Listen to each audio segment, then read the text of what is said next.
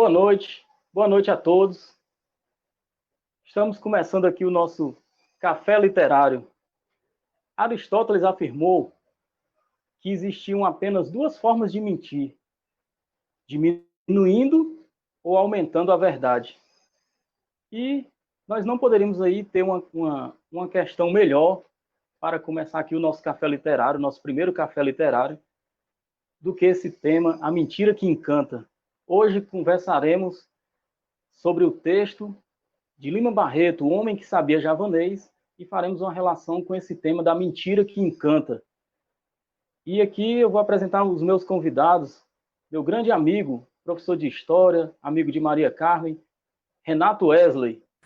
Boa noite a todas, boa noite a todos, boa noite ao Cacau, ao Maurílio. Só me apresentando aqui rapidamente, sou o Renato, né? Sou graduado em História pela UFC, me formei no final do ano passado. Fui aluno do Maria Carmen e, em consequência, fui aluno do Cacau. O Cacau é um grande amigo meu. Eu me sinto muito honrado de ter sido convidado para esse primeiro café literário, estar dividindo aqui esse debate com o Cacau, que é um cara espetacular, e com o Maurílio também, que é um cara sensacional. Então eu espero e acho que a conversa aqui vai ser muito bacana. Boa noite a todos. E aí o nosso outro convidado, né, conforme o Renato aí já adiantou, é o meu amigo das antigas, né, meu grande irmão aí, Maurílio Mello, amigo de rock and roll, amigo de basquete. É o nosso colega aqui que vai representar a psicologia, Maurílio, que é psicólogo, e vai conversar com a gente também sobre esse tema da mentira, da verdade e do homem que sabia javanês, mentindo para crescer na vida. Fala aí, Maurílio. Gente, boa noite. Meu nome é Maurílio, como o Cacau já adiantou aí. Eu sou psicólogo, trabalho com clínica e sou analista do comportamento, né? Sou de uma abordagem bem específica. A gente vai falar um pouco dentro dessa perspectiva da análise do comportamento, usando aí como fio condutor, como mote, como material para pensar a questão da mentira, o homem que sabia javanês. Então, tudo leva aqui que vai ser uma experiência bem interessante e bem bacana. Pois é, galera. Sejam bem-vindos aí ao nosso Café Literário, né? Sejam muito bem-vindos. Mais uma vez, muito obrigado, Renato e Maurílio, por aceitarem o convite. E muito obrigado a vocês que estão aí, né, assistindo, prestigiando e participando aí. Podem participar à vontade, aqui é um bate-papo. A gente começou com essa formalidade, mas aos poucos a gente vai começar aqui a brincar, se soltar, porque a mentira também é um tema divertido, apesar de ser sério, né? Vidas podem ser perdidas, né, com esse tema da mentira. Uma nação inteira pode ser destruída, mas apesar disso a gente ri, sempre riu, né, durante a nossa vida, com piadas de personagem mentiroso, né? No nosso folclore é cheio de personagens mentirosos, dentre eles uns ficou imortalizado na obra do Ariano Suassuna, que é o Chicó com suas mentiras, né? Só sei que foi assim, seu bordão, só sei que foi assim. Hoje a gente está aqui para falar da mentira, né? Sob a ótica de um texto do Lima Barreto. O Lima Barreto, que é um dos maiores escritores aí da literatura brasileira, teve um momento que caiu no esquecimento, mas com muita sanidade, né? Alguns estudiosos redescobriram a obra do Lima Barreto, e aí a gente resolveu começar com esse texto do Lima Barreto chamado O Homem que Sabia Javanês. E não tem nada tão atual quanto esse texto, né? Escrito em 1911, O Homem que Sabia Javanês. Um homem, né, no caso a história do Castelo, o nome do personagem, narrador personagem, ele está em uma confeitaria conversando com seu amigo Castro, e ele meio que diz assim, eu já dei muito, ele fala com outras palavras, né? Eu já dei muito, já fiz muita presepada nessa vida, eu tive que esconder minha graduação, ele diz algo desse tipo, em Manaus, para me passar por feiticeiro, curandeiro, alguma coisa assim. E aí o Castro diz algo do tipo, rapaz, mas tu já aprontou muitas. Mas a maior de todas, acredite você, eu já fui professor de javanês. E o Castro diz assim, mas agora, depois do consulado? Ele, não. Pelo contrário, muito antes do consulado. Foi, inclusive, por isso que eu me tornei cônsul. A frase inicial é interessante. Ele estava contando as artimanhas dele, né, as ocasiões em que ele tirou proveito da esperteza e tal, e ele diz assim, para poder viver. Então, ele meio que já no começo do conto, ele justifica. Eu estava contando as minhas presepadas para o meu amigo Castro, as presepadas que eu fiz na vida para poder viver.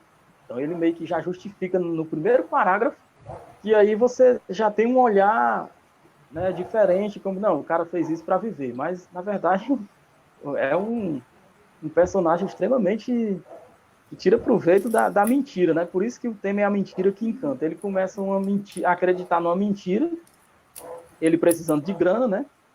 Ele vê um anúncio no jornal, precisa de professor de javanês. Está aí um cargo em que não haverá muitos concorrentes, né? Quem é que sabe javanês? Eu acho que quase ninguém. Então é por aqui que eu vou tirar proveito disso. E aí ele resolve ir na biblioteca, pede lá uma enciclopédia, começa a folhear e encontra algumas coisas sobre o javanês, sobre o idioma, algo muito básico, o alfabeto, tal, faz algumas anotações, vai embora e fica a noite todinha decorando o alfabeto, e de manhã ele já sabia o alfabeto e algumas 2 ou 3 palavras. E aí, quando ele vai saindo de casa, esbarra com um cara que cobra os aluguéis, e ele diz que, calma, eu vou lhe pagar. Eu pago. Inclusive, eu arrumei um posto, né, de professor de javanês, e então eu vou lhe pagar. E o cara se assusta. Que é isso? Ele, é uma língua tal que se fala não sei onde, você não conhece. Aí o português fica meio embaraçado e ele percebe que o português até esquece do aluguel, né? E aí ele já viu, esse negócio vai longe. Então ele levou a sério, viu que era hora de investir realmente nisso, foi à biblioteca, fez mais algumas anotações, na volta escreveu a carta para o jornal respondendo que se habilitava para a vaga, né? Quem estava interessado era um tal de Barão. Agora deixa eu me lembrar aqui o nome do lugar. É parecido com o nosso Jacarecanga aqui, eu acho que é Jacuecanga o nome lá. Barão de Jacuecanga. Assim, no primeiro impulso ele quis voltar porque aquele senhor tinha algo de sagrado, né? Mas ele disse, não, já estou aqui, eu vou ver qual é. E aí o senhor disse que o avô dele, esse homem já era um senhor, esse barão, né? Mas o avô dele teria recebido esse livro em javanês, em agradecimento a alguma coisa que ele fez numa viagem por alguém em outro país, e o cara deu esse livro dizendo que era um livro que traria fortuna, né, para a família. Interessante que o avô dele nunca leu esse livro, só guardou, mas esse livro traria tudo de bom para a família. O avô, perto de morrer, passou para o pai. O pai não levou muito a sério, mas também não jogou o livro fora e também não aprendeu, deixou o livro guardado. E o barão, como o próprio narrador diz, o barão, ele fabricou a sua vida, ou seja, não precisou do livro, mas já na velhice, ele disse que estavam acontecendo algumas coisas ruins com ele, e ele achava que o livro poderia ajudar como uma espécie de amuleto que estava na família há muito tempo. Então ele queria ler, né, o livro, aprender javanês para poder ler o livro, para poder ter um pouco mais de sorte e de bons fluidos, né? O barão manda buscar o livro. Quando o livro chega, o Castelo começa a folhear o livro, fazendo aquela cara de bom entendedor e tal. E as primeiras páginas estavam escritas em inglês. E o Castelo foi lendo a parte que estava em inglês, porque ele não sabia javanês, coisa nenhuma, né? E lá dizia que eram as histórias de um príncipe, não sei da onde, e tal, umas histórias de aventura de um príncipe. E aí ele foi dizendo isso, mas ele disse que o barão não percebeu que ele chegou a essa informação pelo inglês. E o barão já regalou os olhos, tipo, bicho, o cara é bom mesmo.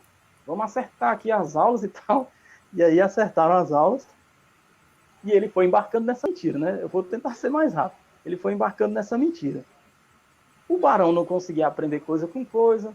O barão só tinha uma filha e o genro do barão era um cara importante. Trabalhava na política, agora eu esqueci o cargo, era um cara importante. E ele ficou super admirado por alguém saber javanês. Como é que sabe isso? E o barão também pergunta, como é que você aprendeu javanês? Aí ele disse até assim, o Castelo, eu não estava preparado para isso. Mas na hora eu inventei uma história lá, uma mentira, disse que meu pai era javanês e que ele tinha vindo para a Bahia e que não sei o quê, virou pescador, e eu aprendi com meu pai. Pronto, colou a história, fecharam as aulas, né? Ele disse que levou 2, 3 meses, o barão aprendia e desaprendia as coisas. A filha e o genro achavam graça, dele estar querendo estudar, é bom que distrai, tá, aquele negócio todo. Mas o genro nutria uma admiração tremenda pelo pelo Castelo, né? Por ele saber javanês. Ao fim de algum tempo, o barão, percebendo que não ia aprender javanês, pensou assim, não, eu acho que se você me traduzir, tá bom demais. Né? De qualquer forma, eu vou estar conhecendo o conteúdo do livro, então eu pago para você vir traduzir para mim um dia sim, outro não, não precisa eu aprender. Eu vou estar cumprindo a promessa de ler o livro, de alguma maneira, né? Você vai lendo o livro para mim. Pronto, combinaram assim, e o Castelo, descaradamente, ele vai dizendo, né? Contando para o amigo Castro, lá tomando a cervejinha, e contando essa história. Diz que inventavam as histórias lá mais absurdas, e fingindo que estava lendo o livro em javanês, e inventavam as histórias mais absurdas, e o barão ficava encantado com as histórias, né? Todo mundo. E nisso, conseguiram botar o Castelo para a política, dizendo, não, você vai entrar para a política, você vai virar diplomata, né? Você vai. Aí ele, não, mas o meu porte físico, eu sou feio, eu sou baixinho. Ele, não, mas você sabe javanês, rapaz, que é isso? E ele meio que relutando. Mas é interessante que ele reluta, mas ele embarca na mentira. Ele, eu não quis ir e tal, mas eu fui. Ele sempre vai dando essa aqui, como se tivesse um peso na consciência. Não, mas ia, mas embarcava, né, na mentira. Ele se torna cônsul, ele vai representar o Brasil em um congresso Internacional de Linguística, e como professor de javanês, é recebido na França pelo presidente, e escreve artigos e publica em revistas na Alemanha, na França. E quando ele volta, ele é recebido, né, quase como um herói. Né? Quando ele desembarca lá no Rio de Janeiro, ele é recebido quase como um herói, uma turma lá, quase uma multidão o esperava, aplaudindo, né, a chegada dele. E o presidente foi recebê-lo e convidou para jantar, o presidente do Brasil, que ele não cita na época, né, quem seria o presidente, ele não diz exatamente a data do conto, a data da história, mas aí, quer dizer, resumindo, o Castelo, que é o homem que sabia javanês, não sabia javanês coisa nenhuma, ele aprendeu lá umas 15 ou 20 palavras, o alfabeto, e ia enganando todo mundo.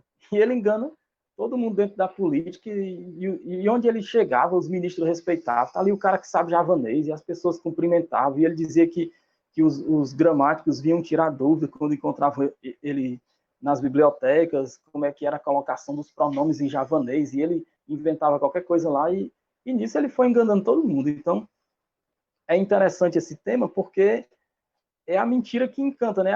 Essa mentira encantando todo mundo, e encantou até a ele mesmo, né?